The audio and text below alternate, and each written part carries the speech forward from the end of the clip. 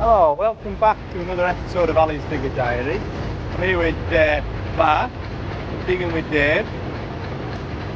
We're at the Threlkeld Mining Museum, Quarry Museum, and they're doing a bit of an open day. So we're going to have all these old machines working.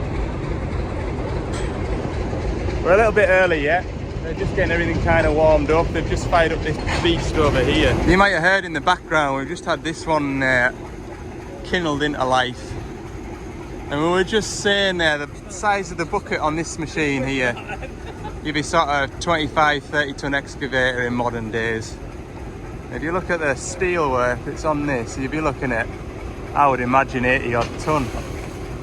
And it's just incredible how these machines have evolved, isn't it? I mean, you look at the drive system on this. It's just a massive change. I've been talking with Dave and Mark. So last year, Dave and Mark got a shot of some of these machines. Mark was telling me he'd had a go with this drag line up on the top of the hill here. And he was saying that everything's all clutches and pulleys and you're using every limb of your body to try and get the machine to move fluidly. And you see some of these old boys driving these machines. I'll show you later once they're all up and running. They can get them absolutely singing. Thought you might enjoy this bit of a snapshot for a change. Tomorrow I'm servicing a loading shovel. I'm not allowed to service. I'm not allowed to film where I'm at tomorrow, so didn't think you'd mind having a look at some of these old machines. We'll have a look around anyway, and yeah, hopefully you find this next bit interesting. This one's finally fired up now. Look at the fella on this seat.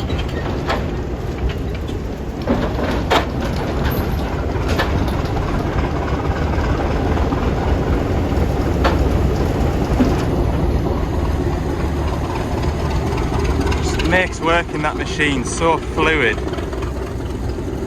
The size of it as well, it's like a house, swinging left and right. None of the engines are screaming, they're just ticking over, nice and steady. They're amazing.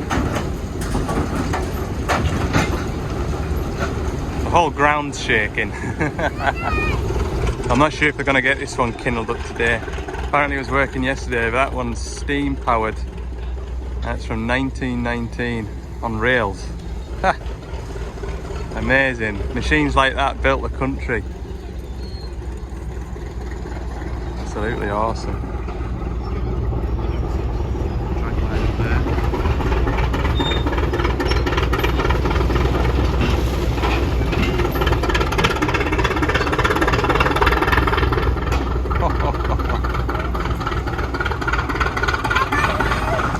Guys, I've just been talking to Dave. Dave's got insider knowledge. So this gentleman that's driving this machine, 82-year-old, and he was running one of these machines when they were building the M74 up through Scotland. That's the same backbone motorway that I use daily. This gentleman was driving one of these machines on there. Incredible, like.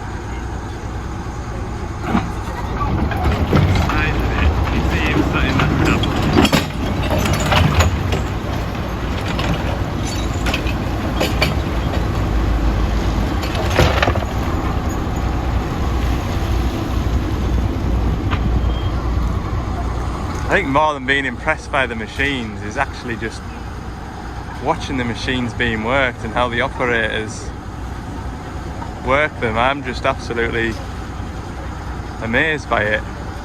It's so smooth. They're not frantically grabbing for levers and pressing foot pedals. They just know where everything's at.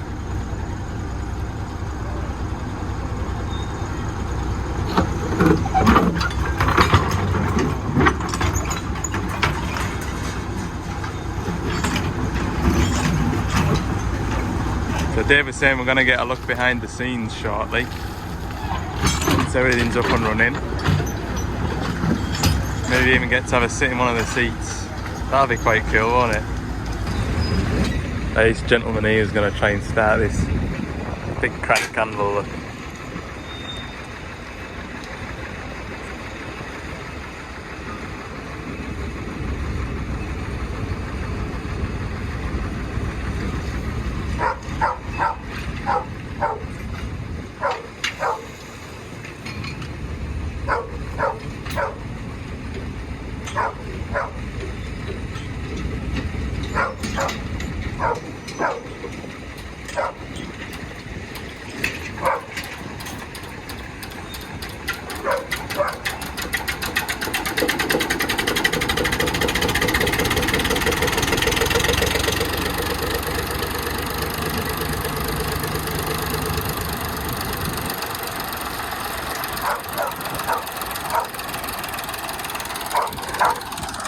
Just like that. Only a push button starts.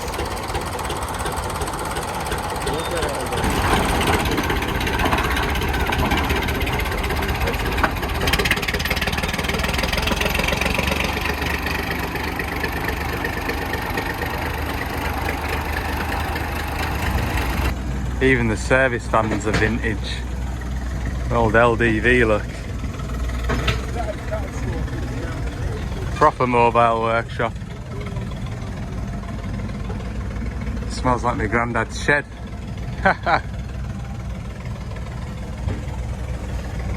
Hey, real job like. I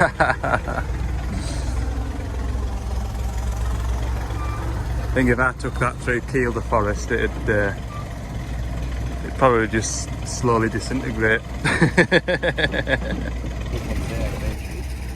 We're behind the scenes now. We're gonna have I think we're gonna have a look over this. Hopefully get on it. We're talking about moving this around and up onto here.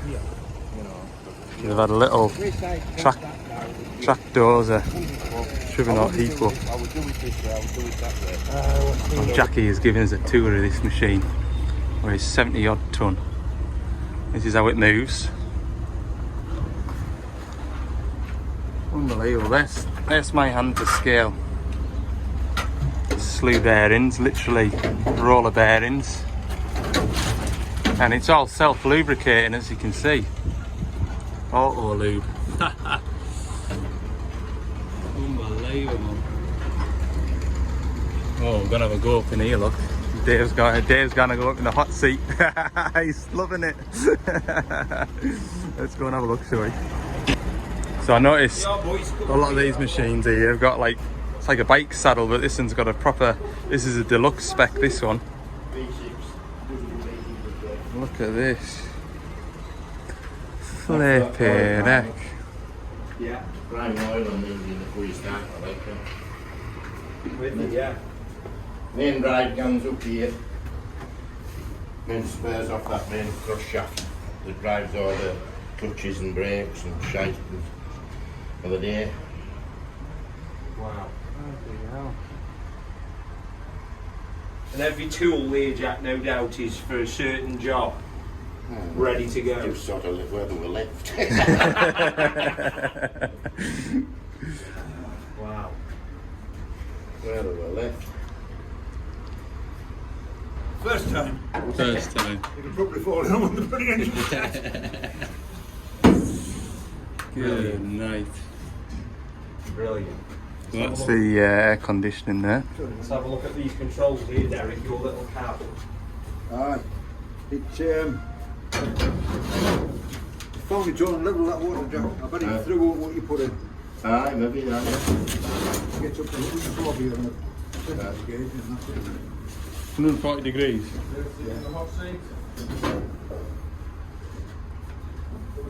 I think the only thing really this is short of. Even the undercarriage hasn't really changed that much over the years, has it? Track guide bolts are a better idea.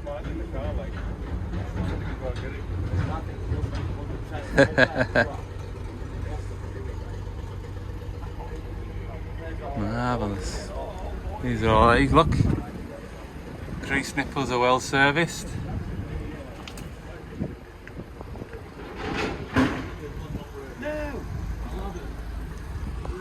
just rabbiting on, but it's well cooled.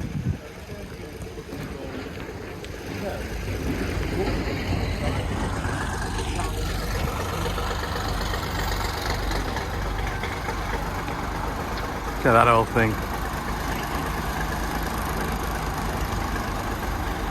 You're relying on the speed of that bucket coming down to lock it again.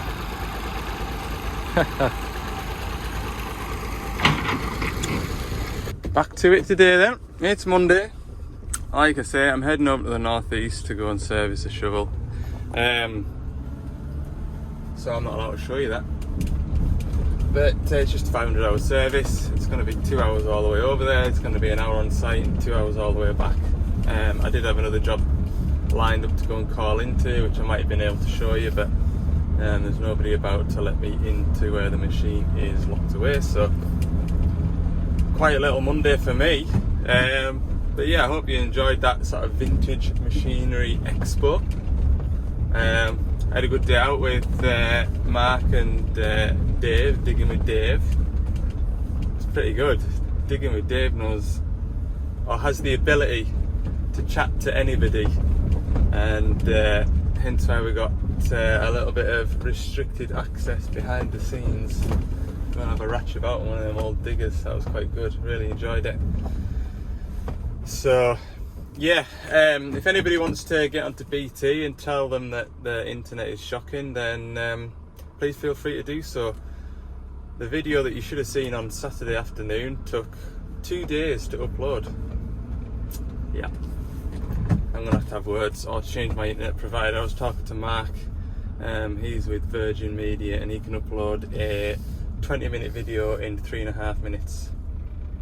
I said to him, 20-minute video for me to upload will probably take an hour and a half on a good day at home. So there's something dearly wrong with my internet. And I'm in the town. It's not like I'm out in the wilds trying to do it on a dodgy 4G network. I'm going to get out before this wheel digger. Right, see you later. It's Tuesday today. I've got everything off the van from yesterday. Servicing that shovel. It just rained all day yesterday. That's all I really did. Service a shovel. Thankfully I was indoors, and there was no sense in rushing off anywhere else to do anything else because it was just a miserable day. Anyway, today I am heading in the direction of South Cumbria to a DX85-7. This is one of the jobs that came in while I was on holiday. The boss man ordered the parts and I'm gonna go and fit them. So yeah, got a lock valve to fit on a new shape 85. What else have I got to do? There's a bit of a R&D project as well, bubbling away with this DX85, but I think I'll keep that off camera for the time being until we're kind of a little bit further on down the line with it. But yeah, I've got some extracurricular activities to do with this 85 and report back to the boss. And like I say, I'll probably keep that off camera, so content today is probably going to be a bit sparse. But yeah, South Cumbria today, good hour and 45 minute drive. So yeah, let's go. Okay, so you join me after I've probably done the interesting thing, which is a bit of hydraulic jiggery pokery and just doing stuff to try. Customers can have a go with the machine for a couple of weeks and see if we've made any improvements. If we have, then we can feed that back to Develon and possible changes may be made. Now, I'll be honest with you, I've taken about 3 or 4 different shots of me removing pipes and things, and I've been chatting away and I've just not been happy with how it's turned out. So believe it or not, this is like a 4th take of me starting this video since I got down here. So I am on with replacing this boom lock valve.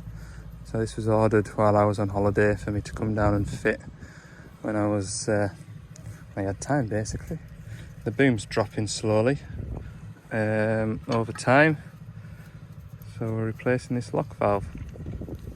Now, I had a chance to look through some comments and I have been very, very poor, shall we say, at responding to comments. recently, and that's just because life has been busy. I'm sure you all understand. But yeah, I just wanted to address a couple of things. In response to replacing a complete travel motor rather than stripping it down and replacing a seal. The reason for that, the reason why we replace complete units sometimes, is generally down to cost and availability of parts, or the time it would take to split the track, remove the track motor, strip it all down to replace that seal. The seal that's gone in that track motor, putting hydraulic oil into the final drive, is pretty much the last thing that you get to when you strip the final drive down. And as you do so, there's chances of damaging seals, and while you're in there you might as well replace that seal. And like I say, those floating seals, Anthony Shaw told me what they were called and it's completely gone out of my mind already. But those seals that seal the gearbox oil in, pretty expensive.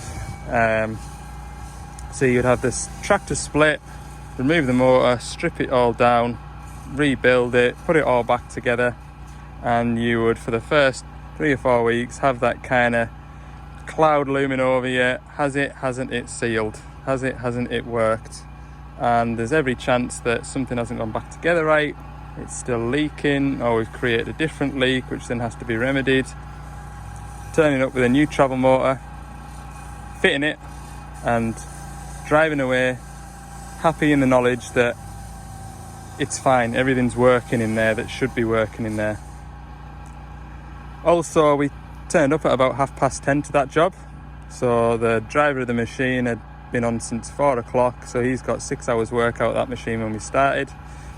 And I'm sure if he wanted to, he could have continued on that afternoon. We were away by just after 3, so that would have, we were in there for 6 hours tops maybe, and that includes 45 minutes chatting and having lunch. So that machine was turned around pretty quickly. Does that make sense? And like I say, the cost of the parts would be, cost of the parts needed to repair that machine would be reasonably close to a new unit, and then a little bit extra. Cost of parts to repair that motor plus labour to repair that motor, you're not far off buying a complete motor and just having that extra bit to put in for fitting it. Does that make sense? So quite often it's time versus cost that kind of dictates how we repair a machine. And like I say, you haven't got that kind of has it, hasn't it worked type of a scenario. And again, I've seen that with if you follow Baxenden car breakers as well. I was in there earlier in the year pulling the slew motor out to reseal it, and unfortunately after a month and a half or so, that slew motor started to leak oil back into the swing gearbox. And them lads, they're pretty switched on, they know what they're doing. They went ahead and fitted a new slew motor to it, and that's it, it's done, it's finished with, that's that. Whereas I was down there for, it's probably in their yard, stripping and building that gearbox, slew motor for 4 or 5 hours, plus an hour each side removing it and refitting it. And they'll have probably had that slew motor fitted once it was on site in about an hour and a half. So yeah, that's the kind of balancing act, if you will. It's the same with these lock valves. There's probably just a seal inside here that's leaking by. However, it's a safety mechanism, this lock valve. No, I shouldn't have tightened that yet. undo that a minute. Safety mechanism, this lock valve, so if anything goes wrong in here, then all I've done is fit it rather than strip it down and rebuild it. No comebacks on me, do you know what I mean? Got to think about those things too. Right, what I've done here is I've left these bolts finger tight, so that when we tighten this fitting up to the ram, the block can move up to it and we're not stretching anything. Just like that. I've also got those bolts holding that, so it means I don't have to put this valve block in a vise and hold it. Everything's all in position for me.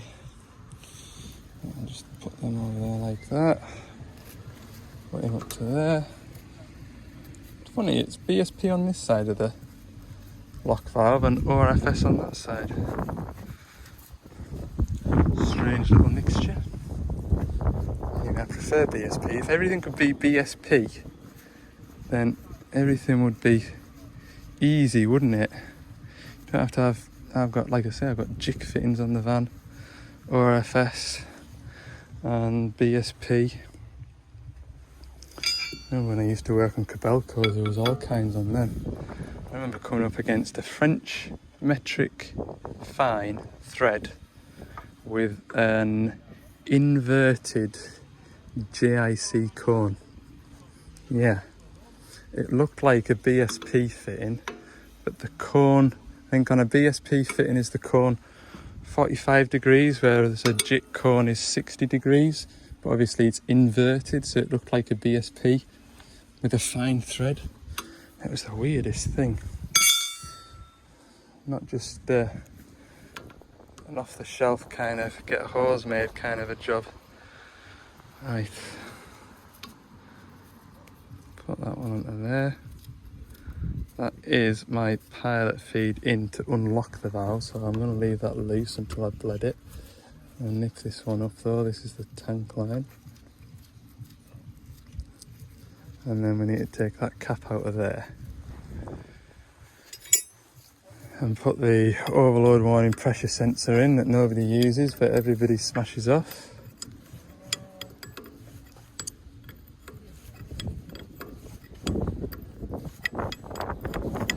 Anyway, some of you would obviously want to see a bit more of me spannering rather than going, there's the old one, that's the new one fitted, onto the next job. Because there's some just suggestions of getting chest mounted cameras and head mounted cameras and oh gosh, I'd be like blooming Robocop on site, won't I? I think when I get to 10,000 subscribers I will invest in some new gear. So yeah, there's an incentive for you lot. Better quality videos possibly when I get to 10k subs. I think my first investment though might be a drone, because it could be sort of hovering over my shoulder here just now while I do this, and I don't have to look at it, because when I was at that, I said I wasn't going to tighten that up, didn't I? When I was at that thrill-killed Quarry with Mark, who also does YouTube videos, go and check him out. He's on the other side of things, he's on the seat, a lovely machine that's got a roto tilt on it. Go and check him out, DX85.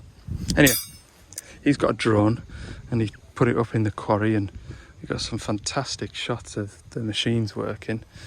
But it was just, what appealed to me was it was dead easy. You can just have it hovering there. You don't need to touch the remote control or anything like that. It's just there. And you can go about your business as long as nothing drives into it or swings into it. So something like that might be quite good, just to kind of like do circles around the job site as I'm working perhaps. I'm also very mindful that I don't want it to have making YouTube videos get in the way of me actually doing my job, because at the end of the day, me doing this is what's paying my mortgage not you watching these videos, so I don't want that to be in the way of I don't want that to be in the way of me doing my job, if that makes sense. I don't want loads of gadgets and gizmos to click together and set up. I just want to get out the van like this, get on with my job. I knew that would happen, didn't I? Okay, I'm gonna have to take that off. And like I say, in this situation, I can pick up my phone and show you bits and pieces as I go. But I'm sure you'll understand. Right, there we go. That's the T-piece. Oh, that's the T-piece, the elbow for this sensor. Now then, just looking at this, what's the chances that that elbow's going to screw around? Oh, it doesn't look. It doesn't. I should have put this onto the blooming new valve before I fitted it. Damn it! Right, what I'm going to do in this situation is slacken them off, and just lift the whole thing up to get this fitting in. Back in a minute. Right, that's all back together. All I'm going to do now, as you can see, I've left that pipe loose. We just want to get any oil out of any air out of this pipe. Mentioned it before. All the oil does in here is go backwards and forwards up this pipe, moving a valve to let oil out the ram, which allows it to lower. So if you've got air in there, air compresses, it acts like a cushion, and basically you go to let the boom down and it's nothing, and the air compresses enough to move the valve, and it goes all of a sudden, which makes it uncontrollable. So that's the only bit of advice I've got to give you, really. Yeah, so I'll just go and jump in and start it now. I'm going to see there's a bit of oil running down that pipe now. That's it, that's all you need to do. Just wrong pipe. This pipe, we just nip that up now and give it a run, make sure everything's okay. There is a guard that goes over here. Make sure that'll fit nicely still, because no, it won't. Need to lock that into the right position.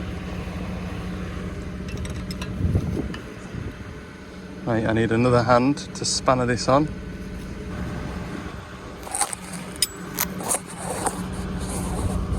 Right then, left the bucket off the ground while I've been doing other bits and pieces. It's later in the day now than I want it to be, so I'll probably round the video up at that and get some more jobs ticked off the list tomorrow for you. What am I doing tomorrow?